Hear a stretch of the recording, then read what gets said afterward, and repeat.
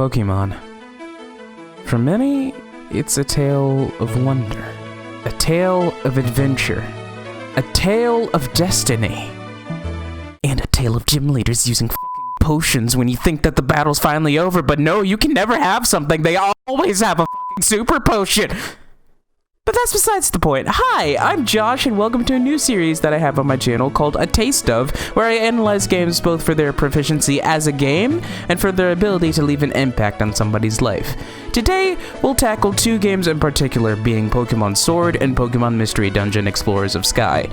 And in the interest of being transparent, I'll just say Pokemon Sword is the unwanted accident child of the Pokemon universe, and I really do not like it. Now, Pokemon Sword and Shield have been reviewed to death, so my review probably won't provide anything that you haven't heard or seen before. However, in the interest of stating my opinion, I'll just give a brief overview of the game and my opinions on it.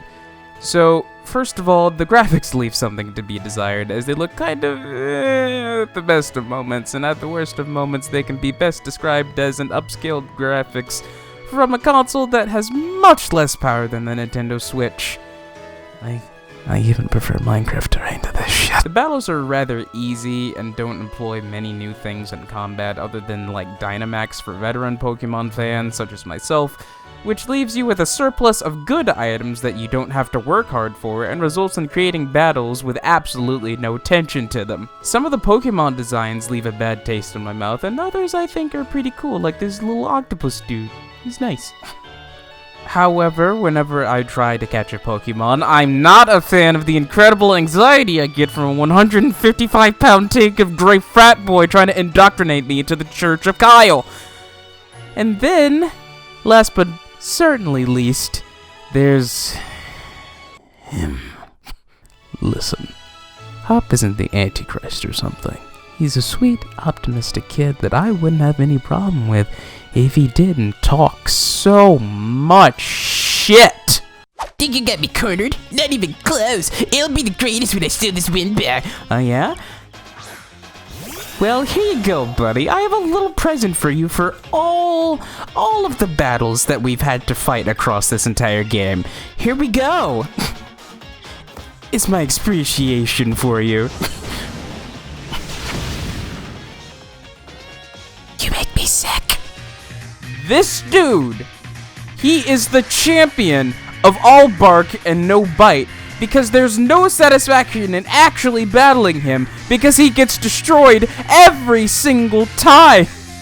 He has not been able to beat me once. Not a single time. His strategies are trash, and he should probably stop being like his brother. Yes, I know that is harsh, but I mean, come on. Do I need to play the clip of me obliterating him again? 'Cause I'll do it. So these are the main problems that I have with the game, and there are many more.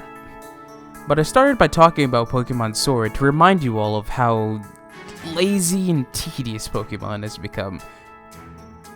But what if I reminded you of a time where Pokemon was more than a yearly cash grab for games? A time where playing Pokemon games meant something to everyone that played them. What if I took you back to this?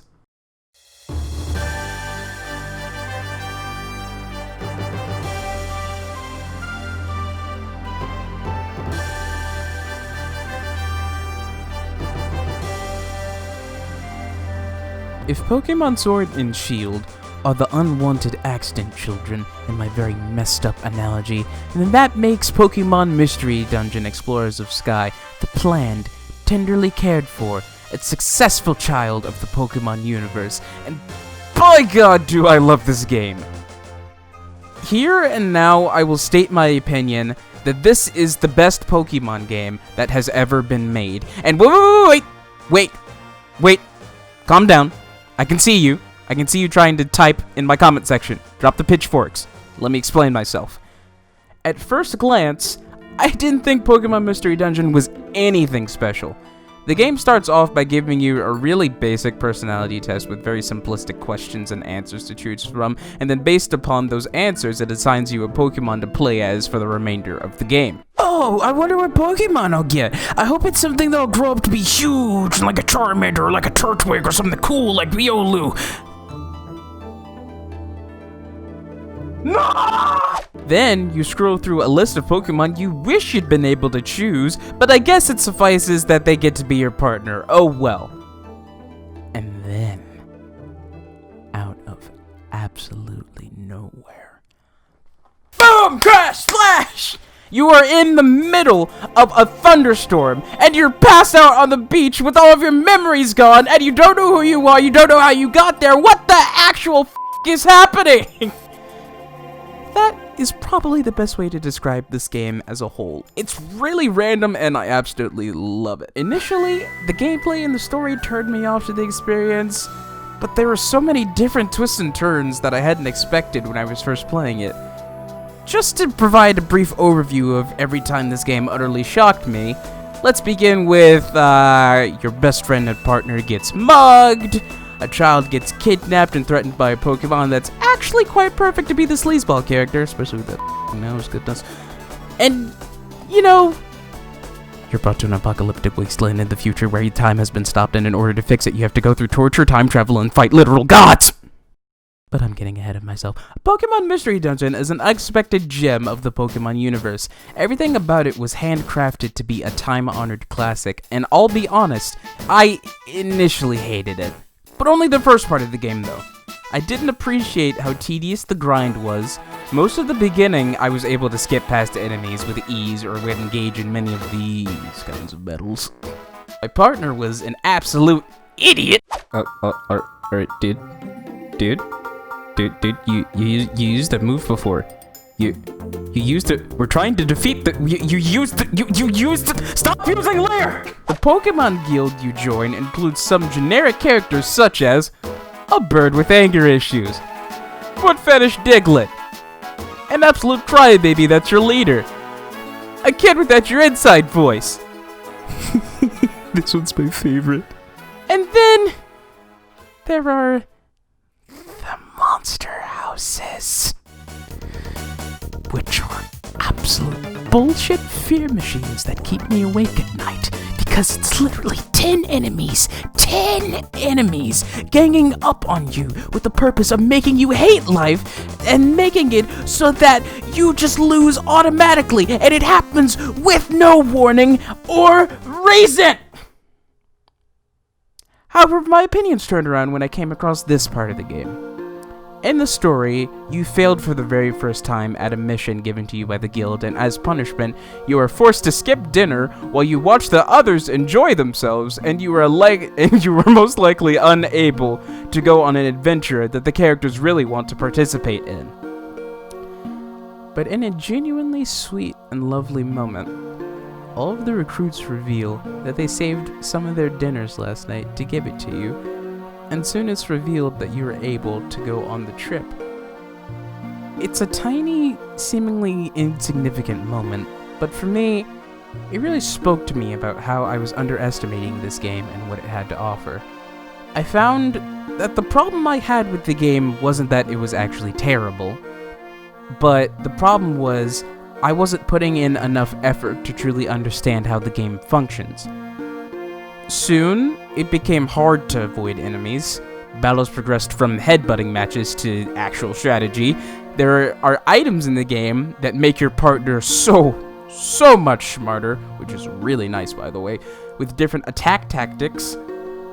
The characters have deeper, complex moments, and monster houses, well, those still send fear into my body, but at least you can do something about them sometimes.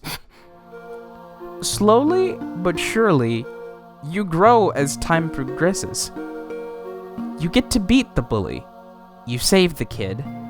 It's really difficult, but even you get the better of the gods by being clever and using all of the tools at your disposal. Listen, I love this game with all of my heart, and in my opinion, it's the best Pokemon to ever bless the planet with its light. And I believe that that's what's missing from the current Pokemon games. The light. Listen, it may sound cheesy, and to be fair, it is, but it's exactly that cheesy go-getter attitude that makes something like this feel uninspired, and something like this a masterpiece. This game urges you to give everyone a chance, because we all have potential to do amazing things. Times are bleak. I can say without question that the world is going through a tougher time than I could ever imagine, and that's why it's important to have experiences like this. It's important to have games that remind you to persevere and enjoy the friends that you make along the way, and I truly believe that that's what it takes to surpass insurmountable odds, and that it's that intense determination that shaped the first part of the Pokemon experience for those around the world. Whether they started from the very beginning in Gen 1 or picked it up along the way as I did. This is the Pokemon that we knew and loved, and even if Game Freak or any other company decide not to provide the passion that fans crave anymore, we can always hold on to memories like this. We can hold on to a time where Pokemon meant something to us. 10 out of 10. Loved this game. Hey everyone, I hope you enjoyed this video. It was actually a lot of fun making, and I plan to do more reviews in the future, so if you could suggest some future games for me to look over and, review in the future, that would be really nice. And if you could also do me the favor of liking and subscribing, that would also be very much appreciated. But now, I must tackle a new challenge. One with a lot of controversy.